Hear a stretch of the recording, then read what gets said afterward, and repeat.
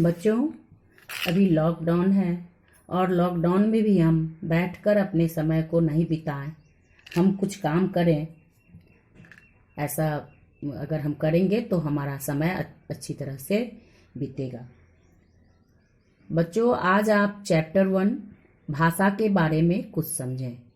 मैं आपको बता रही हूँ, आप ध्यान से सुने और अपनी कॉपी पर उसको लिखते जाएं। अगर आप लिखिएगा तो फिर आप उसको रिवाइज कीजिएगा, फिर पढ़िएगा और याद होगा। बिना रिवीजन का आप नहीं कर पाइएगा, इसलिए आप अपने आगे कॉपी रखें। पहले अब भाषा के बारे में समझें कि भाषा है क्या।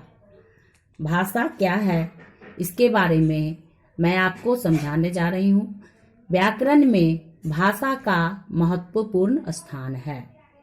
व्याकरण में भाषा का महत्वपूर्ण स्थान है।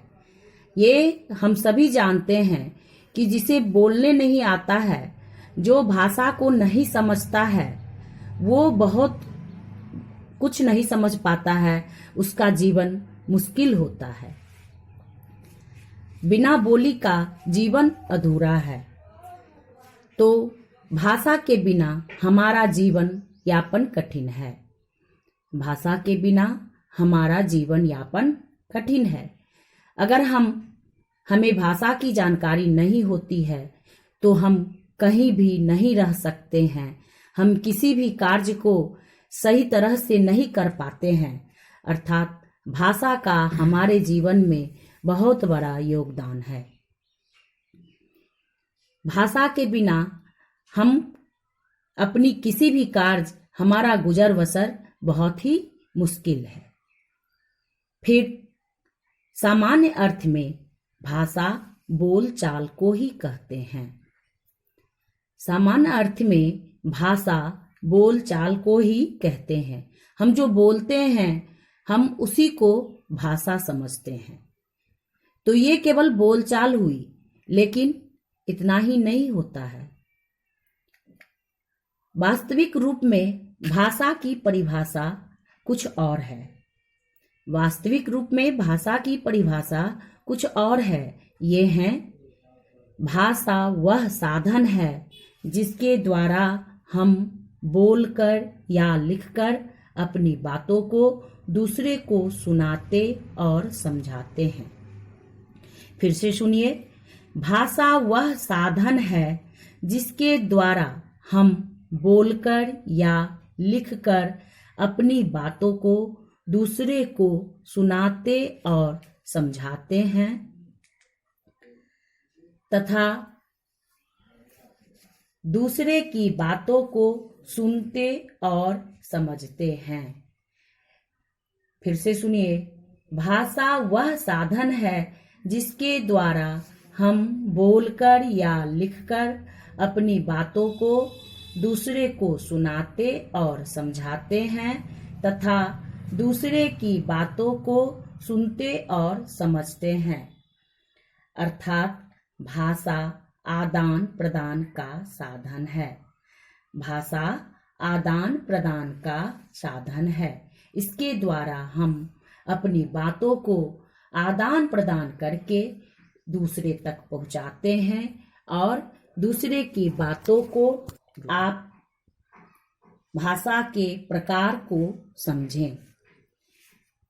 अब आप भाषा के प्रकार को समझें। अभी तक आप भाषा की परिभाषा समझ रहे थे।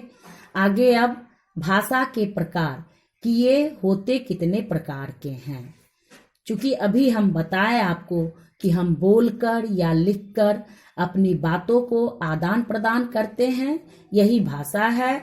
तो इसमें 2 प्रकार आए, बोलकर और लिखकर। तो इस बोलकर लिखकर जो 2 भाषा हुई, इसे हम भाषा के प्रकार कहते हैं। तो भाषा के 2 प्रकार होते हैं। पहला है मौखिक और दूसरा है लिखित। पहला है मौखिक और दूसरा है लिखित। अब आप मौखिक भाषा के बारे में समझें। मौखिक भाषा इसके द्वारा हम अपनी बात बोलकर प्रकट करते हैं। मौखिक भाषा के द्वारा हम अपनी बात बोलकर प्रकट करते हैं, जैसे समाचार पत्र पढ़ना, टेलीफोन पर बात करना, गाना गाना, अध्यापक के द्वारा ब्लैक बोर्ड पर पढ़ाना। ये है मौखिक भाषा। फिर है लिखित। भाषा का दूसरा रूप है लिखित। इसके द्वारा हम अपनी बातों को लिखकर प्रकट करते हैं। ये लिखित भाषा हुई। जब हम किसी भी बातों को बोलकर प्रकट करने में सक्षम नहीं होते हैं तो हम उस बातों को लिखकर भी प्रकट कर सकते हैं। जैसे पत्र लिखकर संदेश भेजना। अगर दूसरे व्यक्ति हमारे सामने नहीं होते हैं और हमें उनको कुछ कहना है तो इन बातों को हम लिखकर ही पहुंचा सकते हैं। ये पत्र के द्वारा हो या और कोई साधन हो। अभ्यास पुस्तिका पर लिखना। अभ्यास पुस्तिका पर लिखना।